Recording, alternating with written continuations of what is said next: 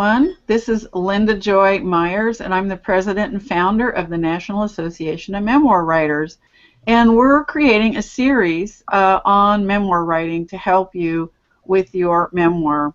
And we include myself and my colleague Jerry Waxler, who is the author of the wonderful book Memoir Revolution, and his blog has many wonderful over 400 essays that you can learn from. Jerry, want to say hello and give the name of your blog? Yes, my blog is easiest to find if you just look for Jerry Waxler, W-A-X-L-E-R. It's called Memory Writers Network, which turns out to be hard to remember, so I just tell people to look for my name. Okay, wonderful. Yes, and I've read many of his essays. They're very, very educational. And my colleague and author, Judy Mandel. Judy is the author of the prize-winning book, Replacement Child. And Judy, tell them where to find you and your writings on the web. You can go to judymandel.com, and that'll lead you to all of the, it'll lead you to my blog, it'll lead you to information about my book, Replacement Child, and some information about me and other things I do. Wonderful. And one of the things the three of us are going to do, I'm going to mention briefly, is we're going to be together in an intimate retreat on the shores of Connecticut in October. So please check out writeyourmemoirnow.com to find out more about that. So today we decided we wanted to talk with you about finding the structure for your memoir.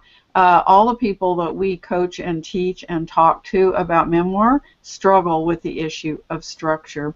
And so today I want to begin with you, Jerry, to talk about some of the tips that you have for memoir writers on finding their structure.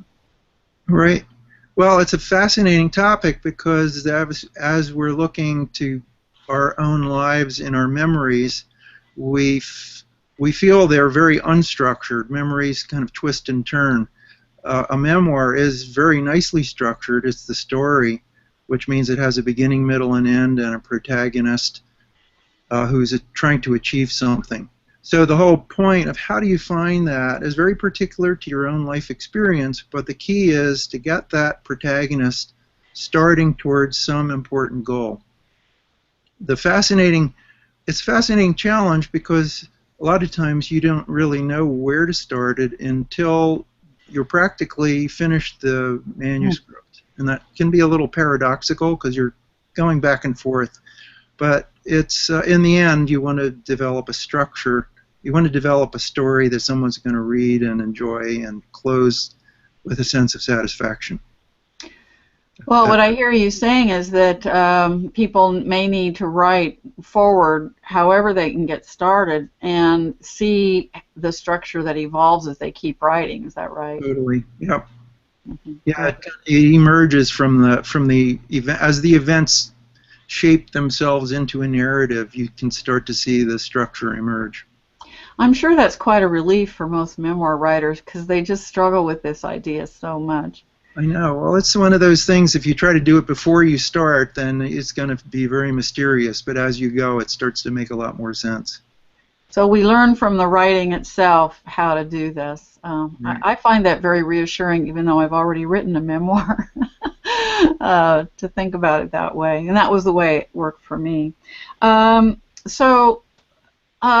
What I find helpful, too, is to let people know some of the choices they have for structure as they move along consciously developing a structure for their memoir.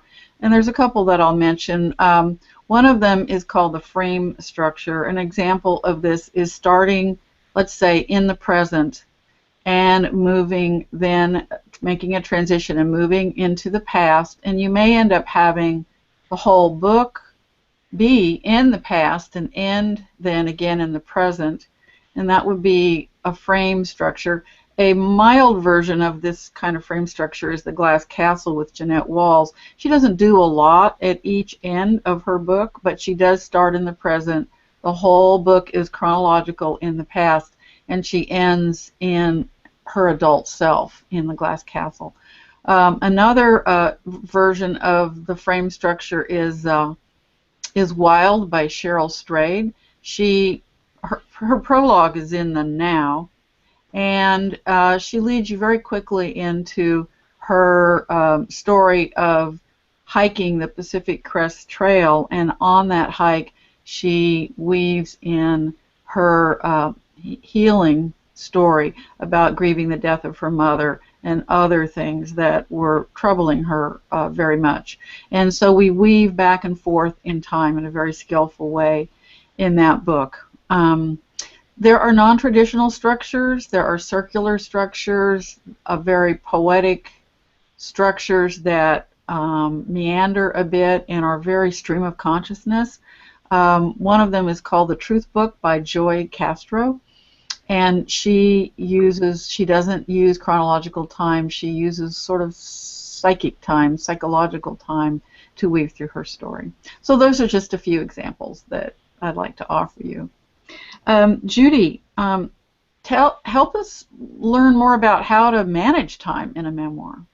Well, you talked about Cheryl Strayed's book, Wild, and that's actually a very good example, I think, of when you do want to skip in time, and you might go back and forth in time. And I think what's important, I think, about that in transitions is to let something trigger that memory, whether it's something in your senses that triggers that memory back and brings you back. A smell can do that, or something you're doing, or a certain kind of light at the end of the day might remind you of some instance that is a memory that brings you back. So I think the transitions is something to be carefully looked at as you're doing that, so you don't lose the reader, so they follow you through it. Oh, those are good suggestions. And I think it's helpful for memoir writers to think of transitions in time. We all know where we are and when we're there because we remember it. But then eventually, when you're ready to think about your reader, to really make sure that you're guiding your reader through those transitions. And then the use of sensual detail, Judy, is so important, isn't it, in bringing a story alive? Absolutely, absolutely. That's the other part of that is to give some description when you're doing that, so that people know where you are at the time, Right. So that you're not, especially if there's dialogue and you want to place the person where they're saying it from.